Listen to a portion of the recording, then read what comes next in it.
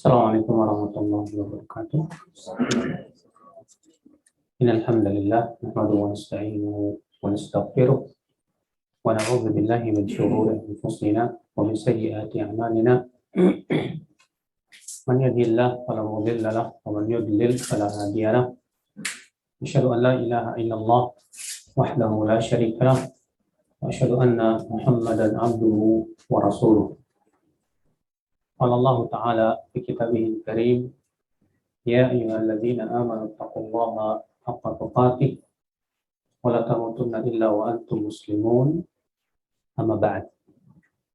Fa inna asdaqal hadits kitabullah wa khairal hadi hadi Muhammadin sallallahu alaihi wasallam wa syarrul umur muhdatsatuha wa kullu muhdatsatin bid'ah wa kullu bid'atin dhalalah wa kullu dhalalatin finnar.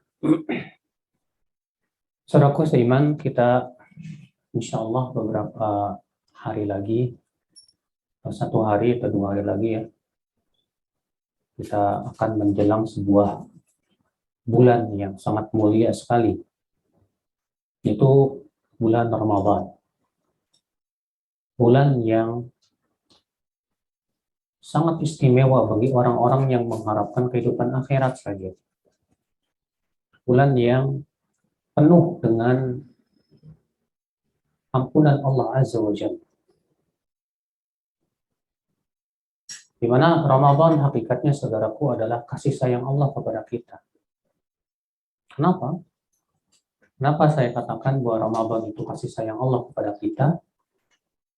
Karena Allah ingin agar kita menjadi orang yang bertakwa. Allah berfirman, ya ayyuhalladzina amanu kutiba alaikumus shiyam kama kutiba alal ladzina min qablikum la'allakum tattaqun. Hai orang-orang yang beriman, diwajibkan atas kalian berpuasa sebagaimana diwajibkan atas orang-orang sebelum kalian. Agar apa? Allah menyebutkan sebuah tujuan yang mulia sekali. Tujuan yang sangat tinggi sekali. Apa itu? La'allakum tattaqun. Agar kamu bertakwa. Masya Allah. Ini rupanya yang Allah inginkan dari kita. Dengan disyariatkannya Ramadan. Agar kamu bertakwa. Dan bagaimana balasan orang yang bertakwa? Luar biasa dalam Al-Quran. Allah berfirman, innal muttaqina fi jannati wa uyun akhidina ma atahum rabbuhum innahum kanu qabla dzalika muhsinin. Sesungguhnya orang-orang yang bertakwa itu di dalam surga dan mata air yang mengalir. Mereka mengambil apa yang Allah berikan berupa kenikmatan surga. Allah juga berfirman, innal muttaqina fi dhilali wa uyun wa fawakiha mimma yashtahun kulu washrabu hani'an bima kuntum ta'malun. Sesungguhnya orang yang bertakwa itu di dalam surga, di dalam naungan dan mata air, ya, dan buah-buahan dari apa yang mereka inginkan. Dikatakan kepada mereka, silakan makan dan minum dengan nikmat disebabkan oleh amalan kalian. Lihat akhi, balasan orang yang bertakwa ajib. Nah, Allah ingin kita semua dapat itu.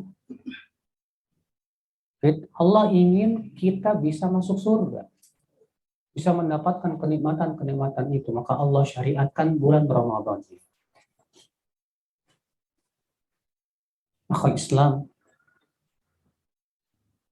Ramadan adalah kasih sayang Allah kepada kita.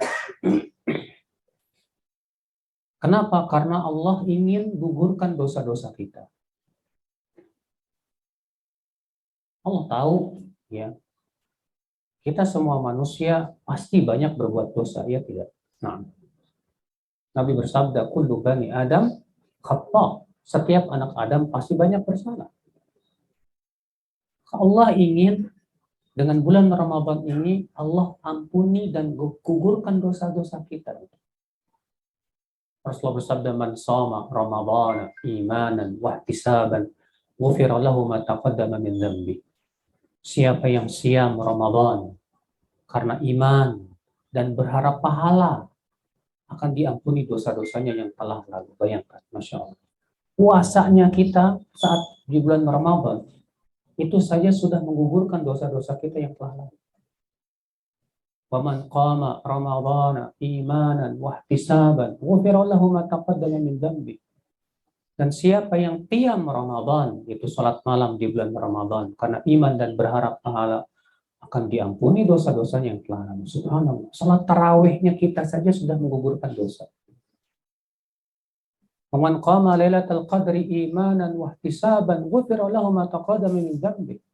Dan siapa yang qiyam di malam Lailatul Qadar karena iman dan berharap pahala, diampuni dosa-dosanya yang telah lalu. Subhanallah. Kesempatan mendapatkan ampunan sangat mudah di bulan Ramadan. Ini kasih sayang kita kepada Allah Azza wa Jalla. Maka dari itu, orang yang beriman melihat Ramadan dengan pandangan kegembiraan. Orang yang beriman melihat Ramadan penglihatan iman, karena ia memang mengharapkan apa yang ada di sisi Allah. Beda dengan orang munafik atau orang yang kurang keimanannya, melihat Ramadan itu dengan penglihatan beban. Saya nggak bisa makan siang lagi. Padahal lagi pembentukan badan misalnya. Gara-gara Ramadan gagal. Ya. Kita Ramadan, ya banyak yang kemudian cemberut hanya karena apa? Nggak bisa kuliner lagi. Dan yang lain. Tidak, bagi orang yang beriman, itu bukan tujuan saya. Saya hidup bukan untuk itu, saya hidup untuk akhirat. Semua kita akan kembali kepada siapa? Kepada Allah Azza wa Jalla. Ya. Nah, saudaraku sekalian, dan tentunya ya, untuk menjelang bulan Ramadan ini kita harus ada beberapa persiapan.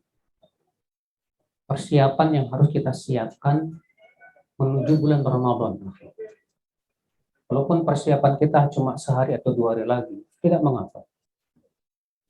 Apa persiapan yang harus kita siapkan ya, akhi? Yang pertama, yaitu tazkiyatun nafs, mensucikan diri kita dengan cara taubat, istighfar kepada Allah. Mohon ampun kepada Allah akan dosa-dosa kita. Berusaha untuk membeningkan hati kita, jiwa kita. Kenapa demikian? Karena ketika kita beribadah kepada Allah dalam keadaan hati kita masih kotor, itu sangat pengaruh sekali terhadap ibadah kita. Orang yang masih masuk bulan Ramadan dalam keadaan hatinya masih banyak penyakitnya, berakibat fatal. Fatalnya apa? Di antaranya keikhlasannya bisa terkotori. Karena hatinya mengharapkan dunia, hatinya mengharapkan pujian manusia, akhirnya ketika dia puasa pun tujuan dia yang diinginkan adalah dunia. Akhirnya apa? Mungkin dia tidak dapat pahala di sisi Allah Azza wa Jalla. Ketika seseorang masuk bulan Ramadan dalam keadaan hatinya masih dikotori oleh sebagian dosa. Bisa jadi ketika ia masuk bulan Ramadan, ternyata ia belum mampu meninggalkan dosa tersebut. Rasulullah bersabda, "Man lam yada' qaula zur wal 'amala bih, falaysa lillahi hajah fi an yada'a ta'amahu wa syarabah." Siapa yang tidak meninggalkan berkata dusta dan terus-menerus mengamalkannya, maka Allah tidak membutuhkan puasa dia. Akibat apa ya? Akibat dia tidak mensucikan diri sebelum Ramadan dengan istighfar dan taubat. Akhirnya dosa-dosa tersebut masih ia bawa sampai Ramadan. Berakibat puasanya pun akhirnya tidak bernilai di sisi Allah Azza wa Jalla. Rasulullah sabda, "Rubba sha'imin laisa lahu min siyami ilal ju' wal 'atash." Berapa banyak orang yang berpuasa ternyata dia tidak mendapatkan apapun dari pahala kecuali lapar dan dahaga saja. Allah. Ya. Berarti ini dia, sebelum Ramadan kita persiapkan hati kita. Karena maksiat itu membuat berat amalan soleh. Kata Imam Ibnu Qayyim rahimahullah dalam kitab Ad-Da' wa Dawa, kata beliau, al-ma'asi tud'iful qalb. Maksiat itu melemahkan hati selemah-lemah. Akibat hati yang lemah itu akibat maksiat tadi, saudaraku, maka itu sangat berpengaruh kepada apa? Ibadah. Ibadah. Hati yang misalnya masih banyak kotoran, ya, penyakitnya, seperti cinta dunia, dia tidak akan merasakan lezatnya ibadah. Dia sholat, tapi dia tidak merasakan lezatnya sholat. Dia sholat tarawih, tapi dia tidak merasakan lezatnya sholat tarawih. Makanya nggak aneh ya, kemudian banyak orang yang sholat tarawihnya cepat-cepatan. Sampai ada muncul sholat tarawih tercepat di dunia. Kenapa bisa seperti itu? Karena hakikatnya mereka tidak merasakan kelezatan dalam sholat. Kalaulah mereka merasa lezat dalam sholatnya, nggak bakalan betah cepat-cepat begitu. Orang yang merasakan kenikmatan sholat, Pak, ketika dia sholatnya begitu cepat, nggak nikmat. Wow. Apa ini? Main-main. Tapi orang yang yang tidak merasakan kelezatan, bagi dia itu mengasyikkan. Kenapa? Enak, nggak lama, cepat. Ya. Akhirnya, inilah ya hasilnya. Ya, daripada orang-orang yang ketika masuk bulan Ramadan, dia tidak berusaha untuk mensucikan jiwanya. Penting sekali kita minta ampun kepada Allah, istighfar kepada Allah. Makanya di antara hikmah kenapa Rasulullah SAW sebelum Isra dan Mi'raj dibelek dulu dadanya, kemudian dikeluarkan jantungnya, dibersihkan, ya, dimasukkan keimanan. Kenapa? Karena persiapan dalam rangka bertemu dengan Allah Azza wa Jalla. Sehingga ini memberikan faidah ketika kita hendak bermunajat kepada Allah dalam ibadah, kita harus persiapkan dengan kebeningan hati kita, ya. Kebersihan hati. Ya. Saudaraku seiman, persiapan yang kedua yang harus kita persiapkan sebelum Ramadan, yaitu mempelajari fikih Ramadan. Ini penting banget nih. Sebab kata Imam Bukhari apa? Al-ilmu qabla al-qawli wal amal. Berilmu sebelum berkata dan beramal. Pahami dulu tentang fikih Ramadan, fikih puasa, apa syaratnya, apa rukunnya, apa pembatal-pembatalnya, bagaimana memulai bulan Ramadan, bagaimana mengakhiri bulan Ramadan, dan apa yang berhubungan dengannya, apa adab-adabnya. Penting kita pelajari, saudaraku. Karena kalau kita tidak belajar ilmunya, mungkin ibadah kita tidak sempurna di sisi Allah Subhanahu wa Ta'ala. Saudaraku seiman, ini persiapan yang kedua yang harus kita siapkan. Walaupun tersisa 2 hari lagi, kita coba mempelajari tentang dan membaca tentang fikih Ramadan, fikih puasa. Persiapan yang ketiga sebelum Ramadan menjelang, saudaraku sekalian, azani Allah wa yakum, ini adalah pembiasaan. Pembiasaan ini yang kita butuhkan untuk bisa, ya, ibadah di bulan Ramadan. Kalau pepatah orang Indonesia itu apa? Bisa karena biasa. Kalau nggak biasa, susah bisa. Ada orang udah punya ini nih, punya apa namanya, niat yang bagus. Nanti Ramadan kali ini saya mau khatam Quran. Tapi masalahnya karena dia nggak membiasakan, nggak bisa. Orang yang nggak biasa, Pak, membaca 1 hari 1 juz, nggak biasa. Itu baca 1 lembar aja udah kayak lama banget, Pak.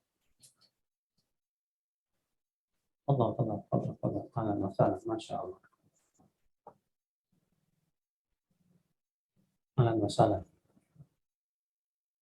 Ya. Jadi persiapan yang ketiga apa? Pembiasaan. Artinya orang yang tidak biasa membaca satu hari satu juz, berat nantinya di bulan Ramadan untuk membaca satu juz satu hari itu berat sekali. Walaupun kita sudah punya apa namanya oh, mencanangkan jadwal, oh, pokoknya saya satu hari harus satu juz. Tapi karena nggak punya kebiasaan, nggak biasa, itu satu lembar itu beratnya minta ampun. Lama kayak ini kok nggak selesai-selesai. Iya. Sementara dihitung sama dia, Masya Allah masih 9 lembar lagi. Ya, melihat masih banyak 9 lembar lagi langsung down itu Pak. Kenapa? Karena nggak biasa. Tapi kalau antum sudah membiasakan dan sudah terbiasa, biasa. Ya, satu juz satu hari, kayaknya kurang. Naam ya akhul Islam. Makanya kenapa hikmah, kenapa Rasulullah SAW berpuasa di bulan Sya'ban sebulan penuh untuk pembiasaan. Salafus soleh terdahulu memulai membaca Al-Quran bahkan dari bulan Rajab. Kenapa? Untuk pembiasaan. Ya. Nah, kita ingin dengan adanya pembiasaan ini jadi biasa gitu. Dan yang kita harapkan setelah jadi biasa, jadi sebuah kebiasaan dalam hidup kita sampai mati kita. Itu yang kita inginkan. Kalau Rasulullah pernah bertanya kepada Bilal bin Rabah. Apa kata Rasulullah kepada Bilal? Ya Bilal, akhbirni bi arja amalin amil fil Islam. Kabarkan kepadaku, hai Bilal, amalan yang paling kamu harapkan dalam Islam, hai Bilal. Apa kata Bilal? Ya Rasulullah, ma ahdatsu hadatsan qat illa tawaddatu inda wa sallaitu ma kutiba li minha. Ya Rasulullah, amalan yang paling aku harapkan dalam Islam, kata Rasulullah, kata Bilal, adalah setiap kali aku berhadas, aku berwudu, lalu aku sholat sesuai yang Allah tuliskan kepadaku. Lihat Pak, pertanyaannya sederhana kan? Sederhana. Apa amalan yang paling kamu andalkan dalam Islam? Apa amalan yang kamu paling harapkan dalam Islam? Kalau pertanyaan ini ditujukan kepada kita yang ditanya begitu, apa jawaban kita? Apa amal kamu yang paling kamu andalkan, yang kamu harapkan dalam Islam? Mungkin kita ya kalau yang ditanya gitu bingung juga ya apa ya? Sholat sunnah kayaknya kurang, puasa sunnah kurang, ini kurang. Aduh, sementara mancing bukan andalan di hari kiamat. Ya. Ini yang harus kita pikirkan, apa yang kita harapkan ketika kita bertemu dengan Allah dari amalan tersebut gitu. Bilal bin Rabah ketika menjawab, yang paling aku amalkan ini karena itu yang beliau biasakan dan menjadi sebuah kebiasaan dalam hidupnya. Maka kita pun demikian, akhi.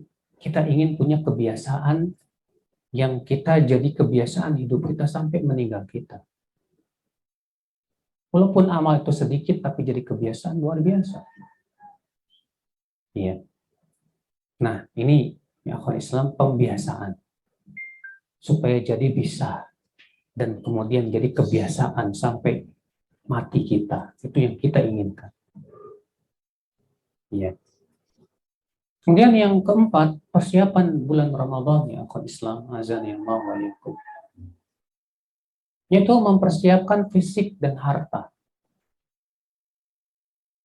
Mempersiapkan fisik ya bisa dengan olahraga. Antum yang suka goes, ya, antum yang suka renang dan yang lainnya, silahkan, nggak masalah. Untuk supaya fisik antum prima dan bisa puasa Ramadan. Siapkan harta supaya kenapa? Supaya di bulan Ramadan bisa sedekah. Karena Rasulullah SAW menjadi sangat dermawan kapan itu? Di bulan Ramadan. Di bulan Ramadan Rasulullah menjadi sangat dermawan sekali. Padahal beliau di hari-hari biasa paling dermawan. Manusia paling dermawan Rasulullah. Tapi di bulan Ramadan semakin dermawan. Allahu Akbar. Ini akhir Islam sebagian persiapan yang harus kita persiapkan menuju bulan Ramadan. Iya. Kemudian kita akan membahas buku yang sudah ada di hadapan kita tentang amalan-amalan di bulan Ramadan. Tentunya saudaraku, adanya musim-musim mulia seperti Ramadan dan yang lainnya, tiada lain tujuannya adalah agar kita memaksimalkan musim-musim itu dengan amal saleh. Dengan amalan saleh. Dan yang harus kita betul-betul patrikan dalam jiwa-jiwa kita, yaitu bahwa kita sangat membutuhkan amalan saleh. Karena itulah bekal kita menuju kematian. Ya. Pandanglah amal itu sebagai sebuah kebutuhan. Jangan memandang amal sebagai sebuah beban buat hidup kita. Jangan. Sebab ketika kita sudah melihatnya sebagai beban, disitulah hati kita akan tidak merasakan lagi kenikmatan. Tapi ketika kita melihat amal itu sebagai kebutuhan, dan saya butuh ini, seperti halnya kita membutuhkan uang, seperti halnya kita membutuhkan makanan dan minuman. Kita butuh. Kalau kita butuh, pasti nyarinya juga apa? Ya, dengan penuh semangat, ya tidak, Pak. Ya, antum butuh duit. Nah, ketika antum cari duit, pasti ada semangat cari duit. Kenapa? Karena butuh. Kita butuh makan dan minum. Pasti untuk makan dan minumnya kita pun semangat. Kenapa? Karena kita butuh. Nah, kita pun butuh kepada amalan soleh ya akhir Islam. Ya, sebagai bekal kematian kita. Makanya akhir Islam, ya, ternyata di bulan Ramadan amalan-amalan di sana agung luar biasa. Ajib, Masya Allah. Ya. Orang yang beriman, Pak, kalau melihat amal yang pahalanya besar, pasti akan berdecak kagum. Wah, luar biasa. Nah, Umar bin Khattab baru datang karena terlambat ya, di majlis Rasulullah Sallallahu Alaihi Wasallam. Kemudian, ya, ketika Umar duduk, Rasulullah SAW melanjutkan kajiannya. Maka Rasulullah tidak ada seorang hamba pun yang setelah berwudu mengucapkan dua kalimat syahadat. Asyhadu an la ilaha illallah wahdahu la syarikalah wa asyhadu anna Muhammadan abduhu wa rasul. Kecuali akan dibukakan untuknya 8 pintu surga. Ia boleh masuk surga dari pintu mana saja. Apa kata Umar? Mantap kali istilahnya gitu. Ya. Lihat ya, para sahabat itu mendengar besarnya pahala itu, Masya Allah. Ya. Nah, kenapa? Karena keimanan ini. Ya. Tapi apa saja amal? Tentu yang pertama puasa Ramadan. Ya, berpuasa di bulan Ramadan ini adalah tujuan utama dari disyariatkannya bulan Ramadan. Dan tentunya ya akhi, puasa Ramadan sudah kita sebutkan tadi ada tujuan-tujuan yang sangat indah sekali, yang sangat agung sekali. Yang Allah inginkan dari puasa Ramadan adalah tadi membentuk ketakwaan, menggugurkan dosa kita. Ya. Saum adalah ibadah yang agung di sisi Allah Subhanahu wa taala. Rasulullah sallallahu alaihi wasallam bersabda, "Kullu amal ibni Adam yudha'afu al-hasanatu 'ashru amsalha ila 700 dhifin." Qala Allah azza wa jalla, "Illa as-saum fa innahu li wa ana ajzi bih yad'u syahwatahu wa ta'amahu min ajli Lis-sha'im farhatani, farhatun 'inda fitrih, wa farhatun 'inda liqa'i rabbih, wala khalufu fihi atyab 'indallahi min rihil misk. Semua amal anak Adam dilipat gandakan pahalanya. Masya Allah. Bayangkan Pak, ini bentuk rahmat dan kasih sayang Allah kepada kaum mukminin apa Pak? Kalau amalan keburukan nggak dilipat gandakan. Tapi kalau untuk amalan soleh, dilipat gandakan pahalanya. Ya, Masya Allah. Satu kebaikan ditulis 10 kali lipat. Masya Allah. Sampai 700 kali lipat, bayangkan. Satu kebaikan yang kita amalkan ditulis berapa? 10 sampai 700. Pembahasan hadis ini tentu ya bukan di sini tempatnya, tentang penulisan 10 sampai 700 kali lipat ini. Allah berfirman, apa kata Allah? Kecuali saum. Kecuali apa? Maksudnya gimana, Pak? Kalau amalan yang lain dihitung oleh Allah 10 sampai 700. Kecuali saum. Berarti apa? Lebih dari itu. Kecuali saum, lebih dari itu. Dan aku yang akan membalasnya langsung. Allah. Ini keistimewaan yang luar biasa, Pak. Ternyata pahala puasa itu dibedakan oleh Allah dengan pahala amalan-amalan kebaikan yang lain. Dibedakan oleh Allah, diistimewakan oleh Allah.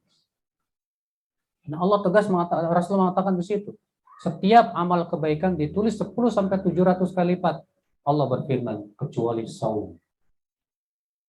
Fa innahu li wa ana ajzi bih. Karena puasa atau saum itu untukku, kata Allah, dan aku yang langsung membalasnya.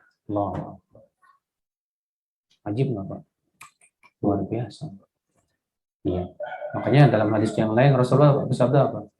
Alaika bisyam fa innahu la mithlalah. Hendaklah kamu berpuasa karena puasa itu tidak ada tandingannya. Tidak ada tandingannya. Ibadah tanpa tanding. Iya. Kata Allah, dia meninggalkan syahwat dan makanannya karenaku. Karena aku dia tinggalkan syahwat dan makanannya. Artinya apa, Bang? Artinya orang yang berpuasa biasanya sih pasti karena Allah, bukan karena manusia.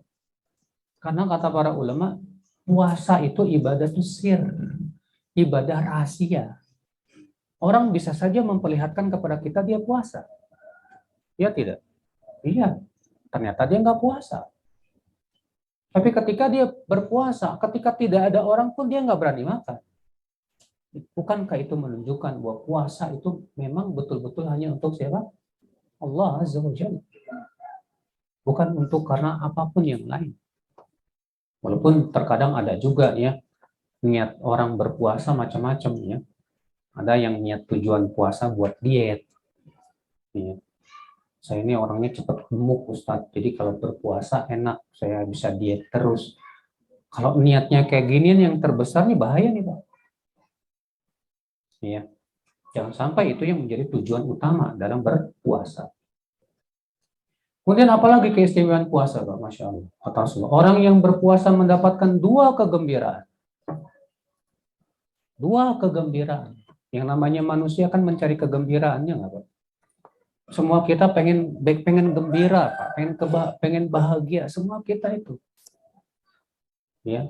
Orang pergi ke Bali, pergi ke luar negeri hanya untuk cari itu, Pak. Kegembiraan dan kebahagiaan. Dan ternyata orang yang berpuasa diberikan oleh Allah 2 kegembiraan. Apa itu yang pertama? Gembira ketika berbuka puasa. Gembira kita ketika berbuka puasa karena kita bisa makan lagi. Sebagian ulama mengatakan maksudnya gembira ketika berbuka puasa bukan gembira dengan makanan, tapi dengan pahalanya. Karena mukmin itu gembira dengan amalan kebaikan. Ya. Dia gembira, alhamdulillah hari ini saya diberikan oleh Allah kemudahan buat puasa. Lalu dia pun makan. ya, berbuka puasa dan makannya saja Pak, ketika berbuka puasa sudah dinilai sebagai oleh Allah sebagai syukur. Sebagai apa? Syukur. Ya. Kegembiraan yang kedua ini yang lebih besar lagi, yaitu kegembiraan ketika bertemu dengan Allah, mendapatkan pahala yang besar. Allah. Ya. Dan di hari kiamat diberikan lagi luar biasa. Apa itu? Bau mulutnya orang yang berpuasa lebih wangi di sisi Allah dari minyak kasturi. Masya Allah. Subhanallah. Bayangkan akal Islam, keistimewaan yang Allah sebutkan, ya Rasulullah sebutkan dalam hadis ini dari puasa. Apalagi keistimewaan puasa ya akhi, pada hari kiamat saum akan memberi syafaat kepada pelakunya. Masya Allah. Kata Rasulullah, as-siyam wal Qur'an yashfa'ani lil 'abdi yaumal qiyamah. Yaqulu as-siyam ay rabb mana'tuhu at-ta'am wasyahawati bin nahar fasyafi'ni fihi. Wa yaqulu al-Qur'an mana'tuhu an-nawma bil laili fasyafi'ni fihi. Faqala fayusyafa'an. Siyam dan Al-Qur'an akan memberi syafaat kepada hamba yang melakukannya pada hari kiamat. Berkata Siyam, apa kata Siyam? Ya Rabb, aku sudah mencegah ia dari makan dan syahwatnya di waktu siang. Maka beri aku syafaat untuknya ya Allah. Al-Quran berkata lagi, Ya Rabb, aku sudah mencegah ia tidur di waktu malam. Beri ia syafaat ya Allah. Masya Allah. Maka bahagia kalau antum siangnya apa? Puasa, malamnya baca Al-Quran. Masya Allah. Ya. Bahkan orang yang berpuasa akan disediakan pintu khusus di surga. Pintu itu bernama Rayyan. Pintu bernama apa? Rayyan. Sebagaimana Rasulullah bersabda, Inna fil jannah baban yuqalu lahu Rayyan. Yadkhulu minhu as-sa'imuna yawmal qiyamah. La yadkhulu ma'ahum ahadun ghairuhum. Yuqal, aina as-sa'imun? Fayadkhuluna minhu fa idza dakhala akhiruhum ughliqa falam yadkhul minhu ahadun. Sesungguhnya surga mempunyai pintu yang bernama Ar-Rayyan, yang hanya dimasuki oleh orang-orang yang berpuasa pada hari kiamat. Tidak selain mereka ya yang memasukinya. Akan dikatakan di mana orang-orang yang suka berpuasa itu? Mereka pun masuk dari pintu tersebut. Apabila semua telah masuk akan dikunci dan tidak ada yang memasukinya siapapun selain mereka. Jadi pertanyaannya Pak, pintu Rayyan ini apakah untuk orang yang berpuasa Ramadan saja? Ataukah bagi mereka yang suka puasa sunnah? Al-Hafidz Ibnu Hajar dalam kitab Fathul Bari mengatakan bahwa yang dimaksud hadis ini, pintu Rayyan ini, bukan untuk orang yang puasa Ramadan saja, bukan. Sebab kalau cuma puasa Ramadan, semua kaum muslimin bersekutu, Pak. Semua kaum muslimin apa? Akan tetapi kata beliau, pintu ini khusus bagi mereka yang bukan hanya bulan Ramadan, tapi di hari-hari lainnya mereka pun berpuasa sunnah. Mereka yang akan masuk ke pintu apa? Ar-Rayyan. Tapi antum yang sulit untuk puasa sunnah karena banyak kesibukan, jangan sedih juga, Pak. Karena pintu surga ada berapa? Ada 8. Masih ada 7 pintu lagi. Kata Rasulullah, setiap orang nanti pada hari kiamat akan dipanggil sesuai dengan amalan yang menonjol. Orang yang menonjol dalam puasa dipanggil dari pintu puasa. Orang yang menonjol dalam sholat dipanggil dari pintu sholat. Orang yang menonjol dalam jihad dipanggil dari pintu jihad. Orang yang menonjol dalam zikir akan dipanggil dari pintu zikir. Sekarang kita nonjolnya di mana, Pak? Ini ya. Nah ya akal Islam, azani Allah wa ya. Ya akhi. Nah ini akhi ya, yang Amalan puasa ini, Pak, sangat besar. Cuma masalahnya, amalan puasa ini bisa terkotori dan bisa rusak pahala puasanya, Pak. Ya. Oleh perkara-perkara berikut. Yang pertama, maksiat. Maksiat di bulan Ramadan nilainya menjadi besar di mata Allah. Dan maksiat di bulan Ramadan bisa menghilangkan pahala puasa di hari itu. Sebagaimana dalam hadis yang saya sebutkan tadi, siapa yang berkata dusta ketika berpuasa dan dia terus-menerus melakukannya, Allah tidak membutuhkan puasa dia. Allah nggak butuh. Demikian pula yang akal Islam, kita harus berusaha untuk memelihara puasa kita dari hal-hal yang bisa mengurangi kualitas pahala kita. Seperti apa? Hal yang sia-sia. Perkara-perkara yang sia-sia ini bisa mengurangi.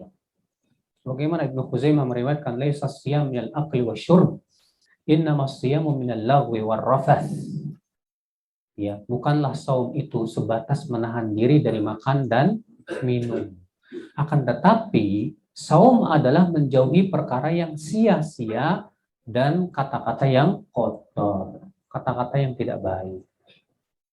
Sebagian ikhwan, ya maaf, ada ketika puasa itu Pak sibuk main game.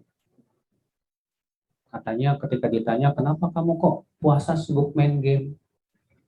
Ngabuburit, Ustadz. Kalau main game itu kayaknya puasa itu nggak kerasa, Ustadz. Tahu-tahu zuhur aja.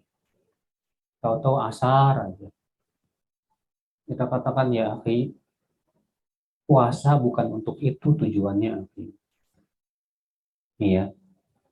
Puasa itu tujuannya adalah supaya kita terbiasa di atas kebaikan. Ya.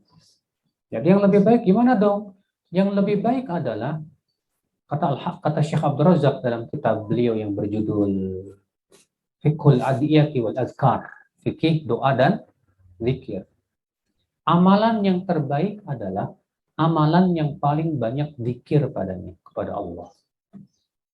Amalan yang terbaik di sisi Allah adalah amalan yang paling banyak zikirnya kepada Allah. Ya, makanya saat puasa itu, Pak, amalan yang paling sangat dianjurkan apa ketika berpuasa? Pertama, doa.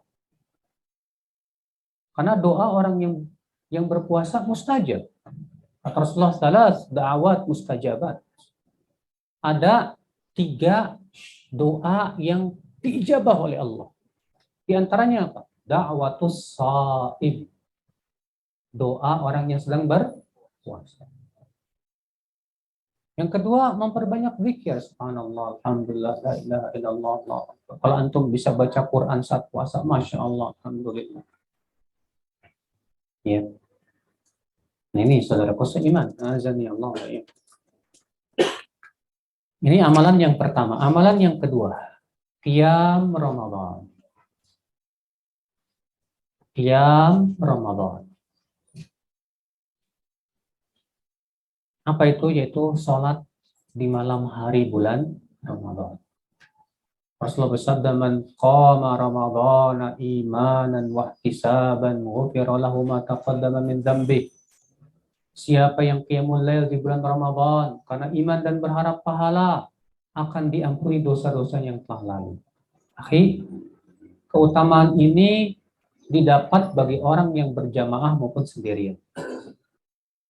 Anggapan sebagian orang bahwa hadis ini, keutamaan ini hanya untuk orang yang berjamaah, tertolak. Kenapa? Karena hadis ini umum. Rasulullah bersabda, man, siapa. Dan man dalam ilmu usul fikih min al-fadhil umum, termasuk lafaz yang sifatnya apa? Umum. Siapa yang qiyam Ramadan karena iman dan berharap pahala, berarti masuk padanya yang semua yang sholat malam di bulan Ramadan, baik berjamaah maupun sendirian. Namun yang berjamaah memiliki pahala yang lebih. Yang berjamaah mempunyai nilai yang lebih dibandingkan yang sholat malam sendirian. Walaupun mereka semua mendapatkan keutamaan ini. Ya. Qiyam Ramadan adalah ibadah yang berpahala besar yang senantiasa dirutinkan oleh para sahabat generasi setelah dan generasi setelahnya. Nabi SAW pernah melakukannya secara berjamaah selama 3 malam. Lalu beliau tinggalkan karena khawatir diwajibkan atas umatnya.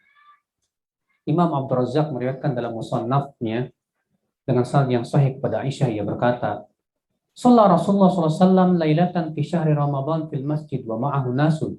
ثم صلى ثانية فاجتمع تلك الليلة أكثر من الأولى فلما كانت الثالثة أو الرابعة امتلأ المسجد حتى وصى بأهله فلم يخرج إليهم فجعل الناس ينادونه الصلاة فلما أصبح قال عمر بن الخطاب ما زال الناس ينتظرونك البارحة يا رسول الله قال أما أنه لم يخفى علي أمرهم ولكني خشيت أن يكتب عليهم." Suatu malam Rasulullah SAW sholat di bulan Ramadan di masjid bersama beberapa orang. Di malam kedua beliau kembali sholat dan orang-orang yang ikut sholat lebih banyak dari malam pertama. Ketika di malam ketiga atau keempat masjid menjadi penuh sampai-sampai beliau masuk ke dalam rumahnya dan tidak keluar. Maka orang-orang memanggil beliau, "Sholat wahai Rasulullah." Di pagi harinya Umar berkata, "Tadi malam orang-orang sudah menunggumu wahai Rasulullah." Beliau bersabda, "Perbuatan mereka tidak tersembunyi bagiku, tetapi aku khawatir diwajibkan atas mereka." Pokoknya inilah alasan kenapa Rasulullah SAW tidak sholat malam atau sholat tarawih berjamaah terus menerus. Alasannya kenapa, Pak? Takut diwajibkan. Ya. Makanya kemudian di zaman Umar dihidupkan lagi. Kenapa? Karena alasan ini sudah tidak ada. Penghalang ini sudah tidak ada. Makanya perbuatan yang Rasulullah tinggalkan karena ada penghalangnya, kemudian ketika penghalang itu telah hilang dan maslahatnya besar, boleh dilakukan dan tidak termasuk bid'ah. Bid'ah secara syariat maksudnya. Ya.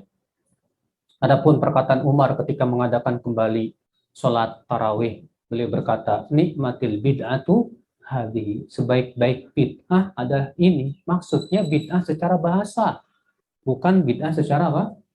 Syariat sama sekali. Karena tidak bisa disebut bid'ah secara syariat. Kenapa? Karena Rasulullah pernah melakukannya kok. Lalu kenapa Rasulullah tidak lakukan terus-menerus? Nah itu karena ada penghalangnya. Karena takut diwajibkan. Sementara Umar menilai tidak mungkin lagi diwajibkan karena wahyu sudah terputus, Rasulullah sudah meninggal dunia. Iya. Dan dalam hadis Abu Dzar beliau berkata, "Sunnah ma'a Rasulullah sallallahu alaihi wasallam." Kami pernah berpuasa bersama Rasulullah sallallahu alaihi wasallam. Falam yusalli bina hatta baqiya sab'un min asy-syahr. Dan tidak sholat berjamaah bersama kami sampai tersisa 7 hari lagi dari bulan Ramadan. Faqama bina, maka beliau pun sholat tarawih bersama kami. Hatta dhahaba thuluthul lail, sampai sepertiga malam pertama. Jadi di sini beliau sholat tarawih berjamaahnya pada malam 20 karena kan 7 terakhir kan, pada malam 23 ini. Sampai kapan, Pak? Sampai sepertiga malam terakhir. Terakhir. Sepertiga malam pertama. Ya. Sepertiga malam pertama sampai jam berapa, Pak? Sepertiga malam pertama sampai jam berapa? Sekitar jam 10. Ya, sekitar jam 10-an. Famalam yakum bina fis sadisah. Kemudian di malam berikutnya beliau tidak bangun, artinya tidak sholat bersama kami. Waqama bina fil khamisah, kemudian pada malam ke-25-nya beliau pun berdiri lagi sholat bersama kami. Hatta dhahaba syatrul lail, sampai pertengahan malam. Sampai kapan? Pertengahan malam.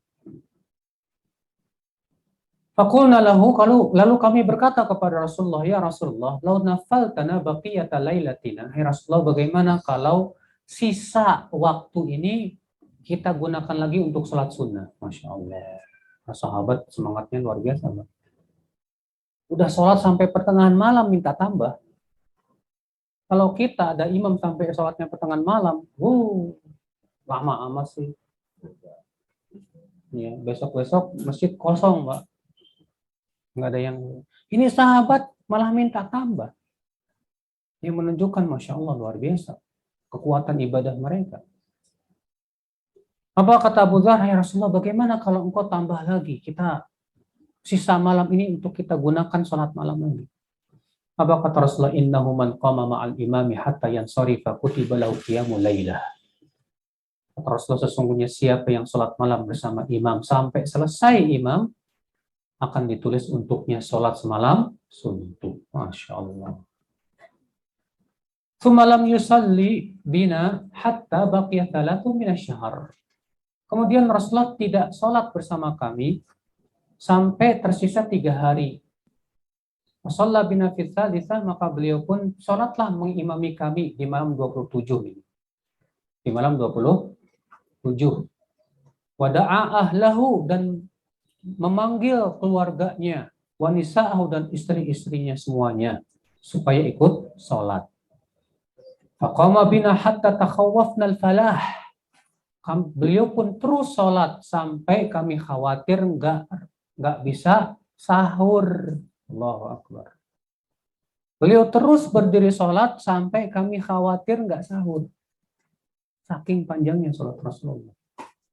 Jadi malam 27 Rasulullah sholatnya semalam suntuk. Luar biasa. Siapa di antara kita di zaman sekarang yang mampu seperti ini, Pak? Ya, Masya Allah. Hatta takhawwafna al-falah, qultu lahu ma al-falah, qala as-sahur. Aku bertanya, apa yang dimaksud dengan al-falah? Kata beliau, yaitu sahur. Ya. Insya Allah ya akhwat Islam. Kemudian di akhwat Islam,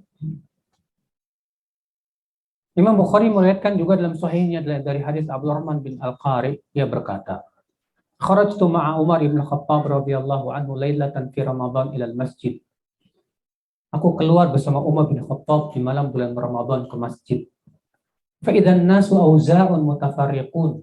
Yusalli ar-rajul li nafsihi wa yusalli ar-rajul fa yusalli bi salatihi ar-rahab. Ternyata aku lihat orang-orang bercerai-berai. Ada yang salat sendirian, ada yang salat berjamaah bersama beberapa orang. Faqala Umar, maka Umar berkata, inni ara law jama'tu haula'i ala qari'in wahidin lakana amsal. Aku melihat kalau aku kumpulkan mereka semuanya di atas satu imam, seperti itu lebih bagus. Suma azam, kemudian setelah itu beliau pun berikat bulat. Fajama'ahum ala Ubay bin Ka'ab. Maka Umar pun mengumpulkan mereka yang menjadi imam adalah Ubay bin Ka'ab. Tsumma kharajtu ma'ahu lailatan ukhra wan nasu yusalluna bi salati qari'ihim. Kemudian di malam berikutnya aku pun kembali pergi ke masjid dan ternyata mereka sudah sholat dengan satu imam tersebut. Berkata Umar, nikmal bid'atu hadhihi, sebaik-baik bid'ah itu ini. Sudah kita jelaskan tadi Pak, ini bid'ah menurut apa? Bahasa, bukan bid'ah secara apa? Istilah. Lalu Umar berkata, wallati yanamuna anha afdal minallati yaqumun yuridu akhiral lail. Wa kana an-nas yaqumuna awwalah. Dan salat yang mereka tidur darinya lebih utama dari salat yang mereka lakukan. Maksudnya di akhir malam. Maksudnya salat yang mereka tidur yaitu di akhir malam, ya. Walati yanamuna anha, dan salat yang mereka tidur darinya lebih utama daripada salat yang mereka apa? Bangun padanya, yaitu di akhir malam, di mana orang-orang bangun di awal malam. Ya. Ini perkataan Umar bahwa beliau menganggap bahwa mereka yang sholat di akhir malam lebih utama daripada orang yang sholat di awal malam. Namun Pak, kalau kita melihat perbuatan Rasulullah dalam hadis Abu Dzar yang sudah kita bacakan tadi, Rasulullah ternyata sholat tarawih berjamaahnya dari awal malam. Dari awal malam, ya. Nah, ini ya, Fi. Nah, ya, Fi, ya. Yang kemudian sholat dari awal malam itu menjadi sebuah apa? Syariat yang terus menerus sampai hari ini. Sampai hari ini, sholat tarawih itu dilakukan dari awal malam. Ya, cuman bedanya Pak, kalau di zaman Umar bin Khattab, di zaman para sahabat, mereka sholat malamnya itu dari awal malam sampai akhir malam. Sampai apa? Akhir malam. Ya. Bahkan disebutkan dalam riwayat bahwa para sahabat di zaman Umar bin Khattab itu satu rakaatnya membaca ratusan ayat. Sampai-sampai mereka bertelekan di atas tongkat-tongkat. Ini termasuk perkara yang tidak bisa kita amalkan di zaman ini, Pak. Kenapa? Berat. Iya. Dan kalau kita amalkan di zaman sekarang, bikin orang lari malah, Pak. Orang akhirnya nggak mau sholat tarawih. Ya, jadi kalau antum mau, Ustaz gimana dong? Saya kuat kok sholat malam semalam suntuk. Ya udah antum sendiri aja di rumah kalau gitu. Adapun antum di masjid, masalahnya banyak orang awam, banyak orang yang tidak terbiasa dan yang lainnya. Ya kita sesuaikan lah. Ya. Karena Rasulullah SAW innama bu'ithum muyassirin wa lam tub'atsum mu'assirin. Kalian itu diutus untuk memberi kemudahan, bukan untuk memberi apa? Kesusahan. Di zaman tabi'in saja, Pak. Di zaman tabi'in ditambah jadi 21 rakaat. Kenapa? Karena kalau 11 rakaat sampai subuh berat sekali. Satu rakaat ratusan ayat. Akhirnya ditambah jumlah rakaatnya untuk mempermudah. Ditambah jumlah rakaatnya untuk apa? Mempermudah. Ya. Jumlah rakaat qiyamul lail disunahkannya tidak melebihi 11 rakaat karena itu dipilih oleh Nabi Shallallahu alaihi wasallam. Sebagaimana dalam hadis Aisyah, maka Rasulullah SAW yazidu fi Ramadan wala fi ghairihi ala 11 rakaat. Ya, Rasulullah SAW tidak pernah lebih dari 11 rakaat baik di bulan Ramadan maupun di bulan selain Ramadan. Namun, apakah boleh melebihi 11 rakaat? Ini menjadi perselisihan di antara para ulama. Mayoritas ulama salaf dan ulama khalaf berpendapat boleh lebih dari 11 apa? Rakaat. Bahkan Al-Qadhi Iyad berkata, tidak ada perselisihan di antara ulama bahwa salat malam tidak ada batasannya, di mana tidak boleh ditambah atau dikurangi karena salat malam termasuk ketaatan yang apabila bertambah maka bertambah pula pahalanya. Yang menjadi perselisihan adalah perbuatan Nabi yang merupakan pilihan beliau untuk dirinya sendiri. Paham tidak ada? Kalau masalah bolehnya tidak ada perselisihan, kata beliau boleh lebih dari 11 rakaat. Ya. Yang menjadi perselisihan adalah yang paling utama. Apakah yang paling utama itu 11 rakaat atau lebih dari itu? Ya. Nah ini Pak. Adapun pendapat penulis yaitu saya sendiri adalah pendapat mayoritas ulama yang membolehkan lebih dari 11 rakaat. Berdasarkan hadis salatul laili matna matna. Salat malam itu 2 rakaat, 2 rakaat. Tidak ada batasan. Ya. Makanya akhi, yang saya herankan justru sebagian ikhwan kita ekstrim banget, Pak. Pokoknya harus 11. Lebih dari itu bid'ah. Kita katakan, siapa ulama yang mengatakan bid'ah? Siapa pendahulu Anda yang mengatakan bahwa lebih dari 11 rakaat itu bid'ah? Siapa? Justru Qadhi Iyad mengatakan tidak ada perselisihan akan bolehnya. Tidak ada perselisihan akan bolehnya. Ya, tergesa-gesa kali kau. Kalau kata orang Medan gitu ya. Baru pulang dari Medan. Ya. Nah, ya akal Islam. Maka ya akhi, kalau antum mau 11 ya 11 silahkan. Cuma masalahnya Pak, yang anehnya Pak, orang yang memilih 11 kenapa cuma hanya memilih sebatas jumlahnya? tidak memilih juga kualitasnya. Dulu di zaman Umar bin Khattab 11 rakaat, betul itu riwayat yang sahih. Tapi jangan dipilih sebatas jumlahnya, tapi juga pilih apa? Kualitasnya. 11 rakaat tapi lumayan panjang gitu loh. Cuma masalahnya sekali lagi Pak, susah ya, Pak. Yang 21 rakaat aja malah nyaingin yang 11 rakaat sholatnya. Bahkan terkadang lebih cepat mereka dari yang 11 rakaat. Iya. Allah musta'an walitiklan. Inilah zaman kita yang keimanan kita ini luar biasa. Sangat lemah dibandingkan ya salafus saleh terdahulu. Iya. Namun tentunya Pak, kalau kita tidak mampu seperti mereka, setidaknya kita sesuai kemampuan kita. Kalau kita mampunya ya cuma 1 jam ya alhamdulillah. Ya, itu pun 1 jam di negeri kita sudah sangat lama sekali. 11 rakaat 1 jam lama, Pak. Kebanyakan 11 rakaat paling lama 45 menit. Itu pun udah kayak hebat banget. Ya. Allah musta'an. Baik, amalan ketiga.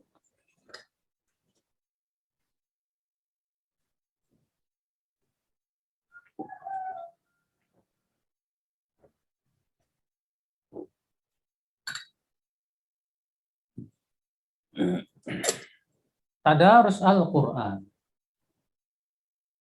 Membaca Al-Quran adalah ibadah yang agung dan zikir yang paling utama. Al-Quran akan memberikan syafaat kepada setiap orang yang membacanya.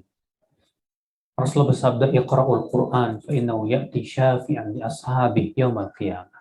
Bacalah oleh kalian Al-Quran. Sesungguhnya ia akan datang memberi syafaat kepada pembacanya nanti pada hari kiamat. Iya. Namun ada sebuah faedah yang disebut oleh Syekhul Islam Taimiyah bahwa pahala membaca dengan pahala mendengar sama. Pahala membaca Al-Quran dengan pahala mendengarkan sama. Berdasarkan hadis Abdullah bin Mas'ud, bahwa Rasulullah bersabda kepada Abdullah bin Mas'ud, "Iqra' alayya Al-Quran." Hai Ibnu Mas'ud, tolong bacakan Al-Quran kepada saya. Kata Ibnu Mas'ud, "Aqra' alayka unzil?" Apakah aku hendak bacakan Al-Quran sementara Al-Quran turun kepadamu, ya Rasulullah? Kata Rasulullah, "Inni uhibbu an asma'ahu min ghairi." Aku suka untuk mendengar dari orang lain. Ya. Aku suka untuk mendengar dari orang lain. Ya. Namun tentunya akhi, membaca Al-Quran ya lebih utama. Membaca Al-Quran apa? Lebih utama. Ya. Tapi kalau misalnya antum membaca kok nggak khusyuk, susah. Tapi kalau ngedengar kak terasa khusyuk, maka saat itu mendengar lebih utama. Imam Ahmad pernah ditanya tentang ibadah yang paling utama, kata beliau, lihat mana yang lebih berpengaruh kepada hatimu, lakukan. Oh, ternyata baca nggak bisa khusyuk dan nggak masuk ke hati. Tapi ketika mendengar, kita bisa nangis. Maka pada waktu itu yang lebih utama nggak apa? Apa, akhi? Akhi? Hah? Tadi anu ngomong apa? Utama membaca pada rumah. Kurang. Ya, jadi kalau misalnya apa namanya membaca kita ini apa namanya malah tidak khusyuk, tapi kalau mendengar kok malah khusyuk, maka yang lebih utama pada waktu itu apa? Mendengar. Ya. Makanya para sahabat terkadang mereka berkumpul, Pak. Yang satu baca, yang lain mendengar saja. Ya. Kita lanjutkan ya, Akhi. Nabi SAW menjanjikan paling besar bagi orang yang membaca Al-Quran. Itu ya satu hurufnya dihitung 10 kali lipat. Satu huruf ditulis 10. Alif lam mim berarti berapa? 30. Dzalikal kitabul la raiba fihi hudal lil muttaqin. Berapa, Pak? Hitung aja sendiri. Banyak banget. Ya. Tapi antum kalau baca Quran jangan hitungan, Pak. Dalikal kita bola dihitung sama antum. Udah lumayan banyak ini ya. Udah cukup lah kalau gitu. Wah ini salah besar ini. Ya, kalau bisa sebanyak-banyaknya. Bulan Ramadan adalah bulan Al-Quran. Dahulu Nabi di setiap bulan Ramadan tadarus Al-Quran. Ya, bersama malaikat apa? Jibril. Malaikat Jibril alaihissalam. Ya. Kemudian tentang tata cara tadarus Al-Quran. Bagaimana cara tadarus Al-Quran? Tadarus Al-Quran caranya yang pertama, membaca sendiri Al-Quran. Cara yang kedua, itu kita punya kawan untuk tadarus. Misalnya antum ada berapa orang? Antum punya kawan 10 orang. Ikhwah, yuk kita baca Quran kumpul. Caranya, yang pertama, apa caranya? Antum baca Quran, yang lain mendengar. Antum baca 1 juz, yang lain mendengar. Ini boleh dengan ijma para ulama. Cara yang kedua, 10 orang ini dibagi jadi 1 juz dibagi 10 orang. Berarti 1 juz itu berapa lembar? 10 lembar biasanya. Berarti 1 orang 1 lembar. Si fulan baca 1 lembar, yang lain dengar. Selesai, si fulan yang kedua melanjutkan, yang lain mendengar. Terus sampai 1 juz selesai. Ini yang disebut oleh para ulama dengan istilah idarah. Dan hukumnya ikhtilaf, para ulama boleh atau tidak. Imam Malik mengatakan bid'ah. Imam Malik mengatakan apa? Bid'ah. Alasannya tidak pernah dilakukan oleh salafus saleh. Jumhur mengatakan boleh. Jumhur apa sih? Jumhur itu artinya kebanyakan ulama, mayoritas. Mengatakan boleh. Kenapa? Karena tidak ada bedanya dengan yang pertama. Cuma ini gantian saja. Yang satu baca, yang lain apa? Mendengar. Dan saya dalam hal ini condong kepada pendapat jumhur. Hal seperti ini boleh. Dan yang ini kemudian yang banyak dilakukan oleh masyarakat kita. Dan itu juga untuk meringankan bagi mereka yang nggak biasa. Ya, walaupun yang lebih utama kalau dia baca sendirian. Tapi kalau mau gantian seperti itu nggak apa-apa. Atas pendapat yang rajih, wallahu a'lam. Yang diingkari oleh para ulama adalah kalau 10 orang ngumpul, kemudian baca dengan 1 suara. Ayo baca 1 juz dengan 1 suara. Ini yang diingkari oleh para ulama dan mengatakan semua ya para ulama mengatakan bid'ah. Walaupun ada sebagian kecil ulama mengatakan itu pun boleh, kayak Imam Nawawi. Tapi itu pendapat lemah. Ya, boleh kata jumhur kalau mimbabit ta'lim, dalam rangka ta'lim saja, untuk mengajar. Adapun tidak untuk itu tidak boleh. Apalagi kalau sampai ada suara 1, suara 2 gitu. Ya, kayak kor gitu. Ya, nggak benar. Ya. Nah ini akhi, ya. Pertanyaannya, mana yang lebih utama di bulan Ramadan? Memperbanyak khatam Quran atau memperbanyak tadabbur Al-Quran? Memperbanyak khatam Quran atau memperbanyak tadabbur Al-Quran? Jawabnya, kalau kita melihat perbuatan salafus saleh, kita dapatkan salafus saleh mereka lebih banyak memperbanyak khatam Quran. Seperti disebutkan dalam riwayat-riwayat dari para salafus saleh, mereka setiap harinya khatam Quran, setiap hari khatam Quran. Bahkan Imam Syafi'i selesai bulan Ramadan sudah khatam 60 kali. Imam Syafi'i selama bulan Ramadan khatam 60 kali. Masya Allah. Iya. Namun Pak, yang jadi masalah adalah yang disebut oleh dalam kitab kita itu asal-asal para ulama yang rata-rata mereka sudah mentadaburi Al-Quran 30 juz. Sementara kita boro-boro tadabur Al-Quran. Al-Fatihah aja mungkin belum kita tadaburi. Al-Baqarah yang sangat panjang dan yang lainnya. Maka yang lebih baik kita bagi dua aja. Sebagian waktu untuk tadabur, sebagian waktu untuk apa? Mengkhatam Al-Quran, itu lebih bagus.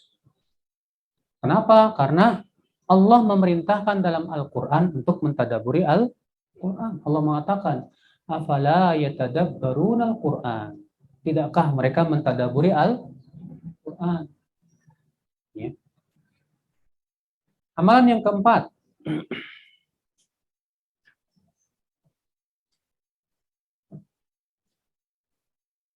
Udah mau 10:30 ini.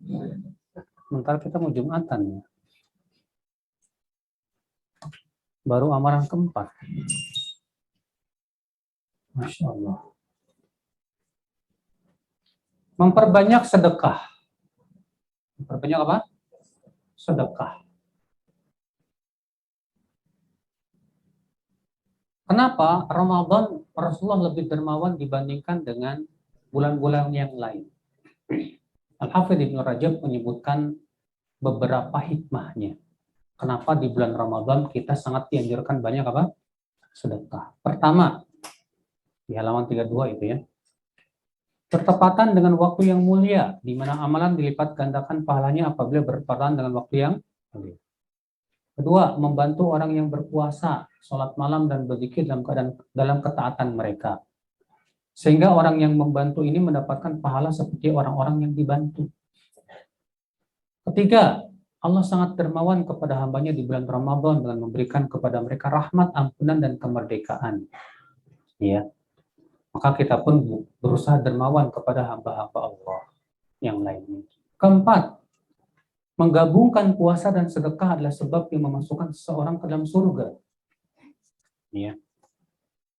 Sebagaimana disebutkan dalam hadis, inna fil jannati ghuraba turabuhuruha min zuhuriha min butuniha wa butunuha min zuhuriha. Sesungguhnya di dalam surga terdapat kamar-kamar yang luarnya terlihat dari dalamnya dan dalamnya terlihat dari luarnya. Seorang Arab Badui berkata, buat siapa ya Rasulullah kamar-kamar itu? Kata Rasulullah, untuk orang yang membaguskan perkataannya, memberi makan, senantiasa puasa dan sholat malam. Ya, Masya Allah. Kelima, menggabungkan antara puasa dan sedekah lebih memberikan kekuatan yang lebih untuk menghapus dosa dan menjauhkan dari api neraka. Kenapa Pak? Karena puasa itu perisai, sedekah itu pemadam. Rasulullah mengatakan sedekah memadamkan dosa. Kita punya perisai tapi nggak punya pemadam. Atau kita punya pemadam tapi nggak punya perisai, kurang kuat. Tapi kalau kita punya perisai dan pemadam sekaligus, sangat kuat sekali. Ya. Keenam, seorang yang berpuasa tentunya tidak lepas dari kekurangan dan kesalahan. Maka sedekah dapat menutupi kekurangan dan kesalahan tersebut. Ya. Faedah lainnya adalah yang disebutkan Imam Syafi'i, beliau berkata, aku suka apabila seseorang meningkatkan kedermawanan di bulan Ramadan. Karena mengikuti Rasulullah SAW, di samping itu juga karena kebutuhan manusia kepada perkara yang memperbaiki kemaslahatan mereka.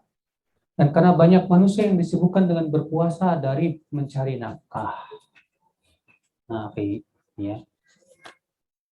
Masya Allah, Pak Yoso, luar biasa, murid teladan. Akhul Islam, azani Allah wa ya. Lihat, akhi, maka dari itu siapkan sekarang nih. Dan sekarang nabung duit buat apa? Sedekah di bulan Ramadan. Ya, nggak usah jauh-jauh ke SIP aja. Ya. Akan Islam azan ya Allah wa ya. Ya, bantu. Karena antum membantu orang yang berpuasa berarti antum membantu ibadah dia loh. Orang fakir miskin butuh. Ketika antum sedekahi, dia pakai buat apa? Buka puasa, dapat pahala. Buat sahur, dapat pahala. Masya Allah. Makanya di bulan Ramadan tuh sedekah tuh manfaatnya luar biasa. Makanya pahalanya pun jadi luar biasa. Kemudian amalan yang kelima, menyegerakan buka puasa. Nabi mengatakan la yazalun nasu bi khairin ma ajlul fitr. Manusia yaitu umat Islam senantiasa baik selama mereka segera berbuka apa? Puasa. Ya. Dan dalam hadis Abu Hurairah Rasulullah bersabda, la yazaluddin dhahiran ma ajjalan nasul fitr. Agama ini senantiasa menang selama manusia bersegera berbuka apa? Puasa. Artinya jangan ditunda-tunda. Ya. Kecuali kalau antum berada di Pulau Tunda. Akhwal Islam. Maka ya akhi, ya. Ini namanya menyegerakan berbuka puasa, segera. Namun Pak, kalau kita melihat Rasulullah SAW itu berbukanya dengan kurma dulu. Dengan apa? Dengan kurma dulu. Baru beliau pergi sholat maghrib. Kalau mau makan baru setelah sholat. Yang lebih bagus begitu. Kalau kita kan pas buka, wah habis. Dan para ulama mengingatkan ya, ketika berbuka jangan berlebihan. Karena kita sedang mempersiapkan ibadah berikutnya. Apa itu? Sholat tarawih. Gara-gara kita berbukanya berlebihan, sholat tarawihnya jadi berat. Ngantuk deh. Ya. Yang keenam, memperhatikan adab-adab berpuasa. Apa adab-adabnya? Yang pertama, berbuka sebelum sholat maghrib. Yang kedua, berbuka dengan rutub. Yang ketiga, membaca doa berbuka apa? Puasa. Ya. Ini antum fadhal baca di situ karena waktu kita mepet banget ya. Kalau saya bahas secara panjang lebar ini nggak cukup karena ini hari Jumat. Yang ketujuh, memberi makan untuk orang yang berbuka puasa. Rasulullah bersabda, "Man fattara sha'iman kana lahu mithlu ajrih wa annahu la yunqas min ajri sha'im syai'un." Barang siapa yang memberi makan untuk berbuka untuk orang yang berbuka puasa, maka ia dapat pahala seperti pahalanya. Akan tetapi pahala orang yang berpuasa tersebut tidak berkurang sedikit pun juga. Masya Allah. Untuk ngasih satu orang dapat pahala puasa dia. 2 orang dapat 2 kali pahala puasa. 10 orang dapat 10. Masya Allah. Ajib. Ya. Yang ke-8, mengakhirkan waktu sahur. Sahur itu makanan luar biasa, Pak. Udah makan, perut kenyang, pahala ajib. Pertama apa keistimewaan sahur? Sahur itu makanan berkah. Rasulullah bersabda, "Tasahharu fa inna fis sahuri barakah." Sahurlah, sesungguhnya makanan sahur itu berkah. Yang kedua apa, Pak? Allah dan malaikatnya bersalawat kepada orang yang sahur loh, Pak. Allah dan malaikatnya bersalawat kepada siapa? Orang yang sahur. Rasulullah bersabda apa? Innallaha malaikatahu yusalluna 'alal mutasahhirin. Kita makan tuh enak loh, Pak. Udah gitu, Allah bersalawat kepada hambanya. Salawat Allah kepada hambanya apa? Pujian. Dan salawat malaikat kepada manusia, artinya doa. Jadi kita makan sahur itu didoakan malaikat. Masya Allah, subhanallah. Yang ketiga apa? Sebagai pembeda antara puasa kaum muslimin dengan puasa ahlul kita. Dan perhatikan adab-adab sahur. Ya, yang pertama bersahur dengan kurma itu yang lebih baik. Yang kedua mengakhirkan waktu apa? Sahur. Kemudian saya di sini membahas tentang hukum imsak. Ya, bahwa imsak tidak ada dalilnya, Pak. Bahkan bertabrakan dengan firman Allah dalam Al-Quran. Dalam Al-Quran Allah mengatakan, Pak, wa kulu washrabu hatta yatabayyana lakumul khayatul abyadu minal khayatil aswadi minal. Makan dan minumlah kalian sampai benar-benar jelas antara benang putih dengan benang hitam dari fajar. Allah mengatakan silakan kalian makan dan minum sahur sampai terbit Allah tidak mengatakan sampai imsak. Enggak. Ya. Ibnu Abbas mengatakan apa? Kul masyakakta hatta la tasyu. Makan selama kamu masih ragu. Sampai benar-benar kamu tidak ragu lagi. Antum misalnya ragu, waktu subuh sekarang kecepatan apa enggak? Karena sebagian ulama mengatakan apa? Kecepatan. Ada yang mengatakan enggak. Antum ragu. Selama masih ragu masih boleh makan. Kata Ibnu Abbas. Ya. Sampai betul-betul enggak ragu lagi. Kesembilan, melaksanakan umroh. Dan umroh di bulan Ramadan, akhi, pahalanya kata Rasulullah apa? Sama dengan haji bersama siapa? Haji bersama Rasulullah. Antum aja kan senang pengen haji bersama Ustaz Firanda. Ini haji bersama Rasulullah, bayangkan Pak. Siapa yang ingin dapat pahala haji bersama Rasulullah, umroh di bulan Ramadan. Masya Allah. Buat yang punya duit tapi Pak, yang nggak punya duit ya cari amalan lain. Ya, cari amalan lain yang senilai. 10, iktikaf. 10 apa? Ini pembahasan iktikaf nanti aja lah ya kalau mau iktikaf. 11, membayar zakat apa? Fitr. 12, memperbanyak doa dan zikir. 13, amalan-amalan yang dianggap sunnah tapi tidak sunnah. Contohnya apa? Ziarah kubur sebelum Ramadan. Ini di masyarakat kita jadi kebiasaan, Pak. Padahal nggak ada dalilnya, Pak. Iya. Apalagi contohnya, Pak, maaf-maafan sebelum Ramadan. Bahkan kemudian tersebar hadis yang tidak ada asalnya sama sekali. Semoga diabaikan orang yang tidak minta maaf kepada tetangganya, kepada yang lain. Saya bisa kira cukup sampai di sini ya. Mohon maaf. Karena waktunya mepet. Silakan ada yang bertanya. Pak Yusuf, mungkin mau tanya Pak Yusuf. Enggak.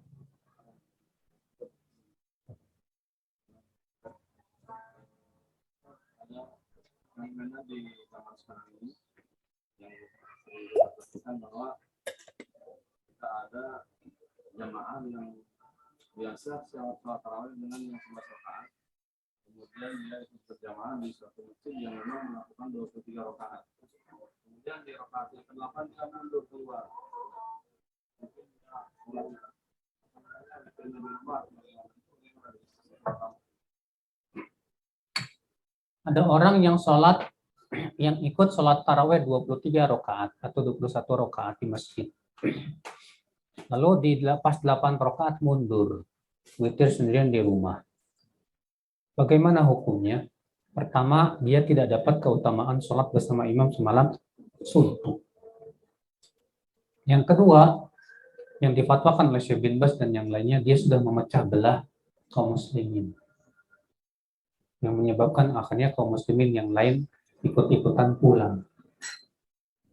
Ya. Jadi gimana dong yang bagusnya, yang lebih baik? Udah sholat saja bersama imam. Karena sudah kita sebutkan yang sahih boleh. Yang sahih, bahkan saya sudah sebutkan tadi perkataan Al-Qadiyah, tidak ada perselisihan para ulama. Akan bolehnya sholat lebih dari 11 rakaat. Allahu a'lam. Nah.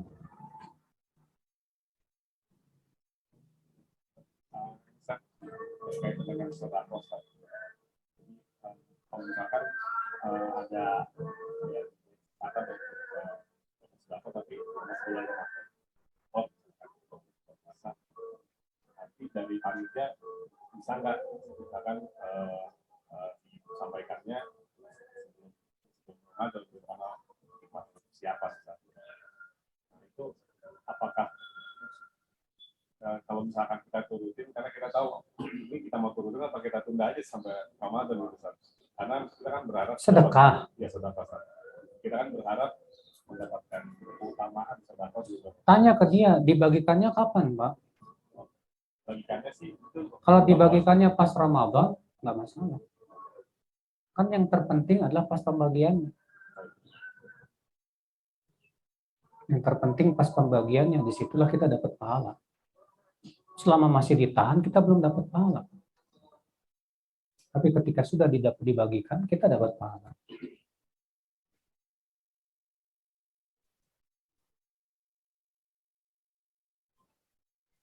Silakan.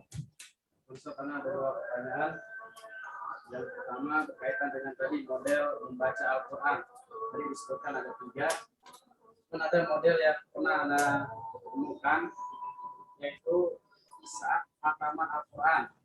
Jadi dalam satu malam itu misalkan jumlahnya 30 orang atau 60 orang. Ini bagi masing-masing 1 atau setengah juz dibaca berbarengan.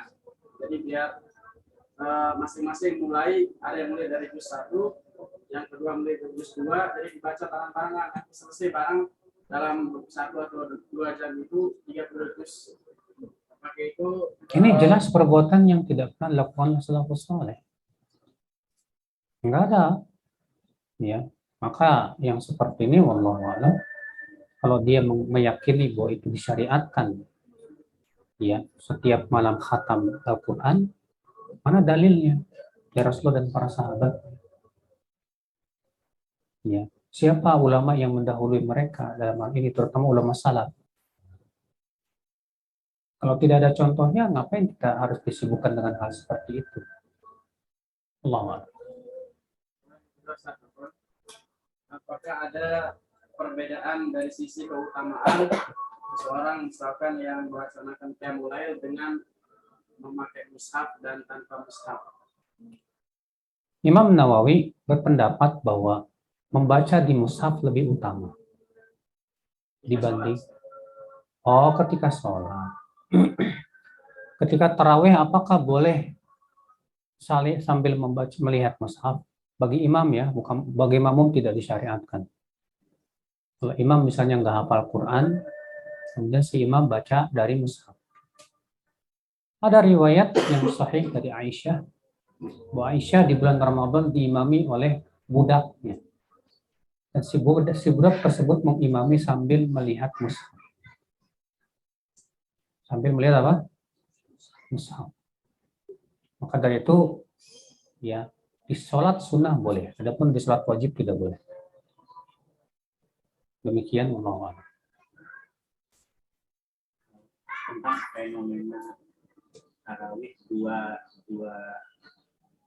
kali ke dalam satu masjid. Kadang yang satu di awal malam, kemudian yang satu lagi biasanya dilakukan di jam 2. Itu hukumnya seperti apa? Karena pernah dapat dari WhatsApp yang mengatakan saya Albani membicarakan yang kedua. Tergantung bagaimana maksud tujuannya, Pak. Kalau di Saudi, ya, mereka mengadakan lagi tarawih jam 2 itu karena niatnya digabungkan dengan yang pertama. Ya, jadi di awal malam mereka sholat 21 atau 23 rakaatan, 19 rakaat tanpa witir. Tanpa witir, kemudian dilanjutkan jam 1. Misal jam 1, kemudian sholat lagi, baru witirnya di akhir. Kata mereka, ini kami jadikan satu paket. Cuma dijeda saja ya untuk istirahat. Adapun kalau misalnya di malam pertama sholat 11 rakaat dengan witir, siangnya diadakan lagi 11 rakaat dengan witir, ini yang dikatakan oleh Syekh Albani bid'ah. Ya, bahkan memecah belah kaum muslimin. Ya. Kalaupun misalnya mau kayak di Saudi, berarti anggap ini satu paket. Anggap ini satu paket. Satu paket, jadi sholatnya jadi lebih dari 11 rakaat nanti. Paham nggak Pak? Nah ini, nah, keadaan yang ada di negeri kita justru di malam, di awal malamnya ada witir, nanti di akhir malam ada witir lagi. Karena anggapan sebagian orang bahwa untuk dapat Lailatul Qadar itu turunnya tengah malam. Salah besar. Lailatul Qadar itu dimulai dari terbenam matahari. Karena Allah mengatakan Lailatul Qadar, malam Qadar. Dan disebut malam itu dimulai dari terbenam matahari. Dari terbenam matahari sampai kapan? Sampai terbit fajar. Satu malam itu. Nah, keyakinan sebagian orang itu katanya malam Lailatul Qadar itu tengah malam jam 2. Sampai ngelihat, nanti akan banyak yang turun ke malaikat. Mana dalilnya? Ya, nggak ada dalilnya. So, malam Lailatul Qadar dimulai dari terbenam matahari dari semenjak malam. Awal malam sampai akhir malam. Jadi orang yang sholat tarawih di awal malam dapat nggak Lailatul Qadar? Dapat. Ya. Walaupun tentu keutamaannya berbeda-beda. Kalau misalnya dia sholatnya semalam suntuk, dapat Lailatul Qadarnya semalam suntuk. Kalau dia sholatnya cuma 1 jam, dapat keutamaan Lailatul Qadarnya 1 jam. Kalau dia beribadahnya 2 jam, dapat keutamaan Lailatul Qadarnya apa? 2 jam.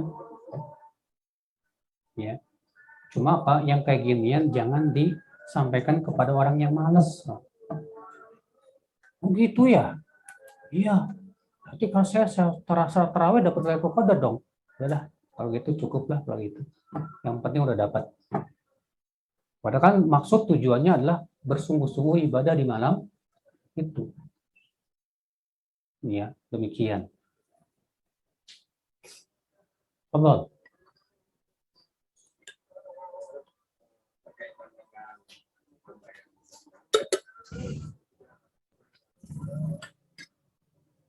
Jatuh tempo masuknya itu di Ramadan. Dia ingin mengambil Ramadan. Kira-kira lebih yang mana? Apakah jatuh temponya atau bukan? Para ulama berbeda pendapat mengenai mempercepat pengeluaran zakat sebelum haul dan setelah nisab. Adapun sebelum nisab nggak boleh. Tapi kalau sudah ada nisab nih, tapi belum haul, boleh nggak kita bayar sebelum haul? Pendapat yang sahih, yang rajih boleh. Apa-apa. Jadi antum, misalnya haulnya bulan Syawal. Anak pengen bayar bulan Ramadan. Karena sudah masuk nisab. Ya udah, nggak masalah. Bayar aja bulan Ramadan. Berarti untuk tahun depan Ramadan lagi, jadi berpindah haul. Gitu. Jadi berpindah haul. Paham, Pak?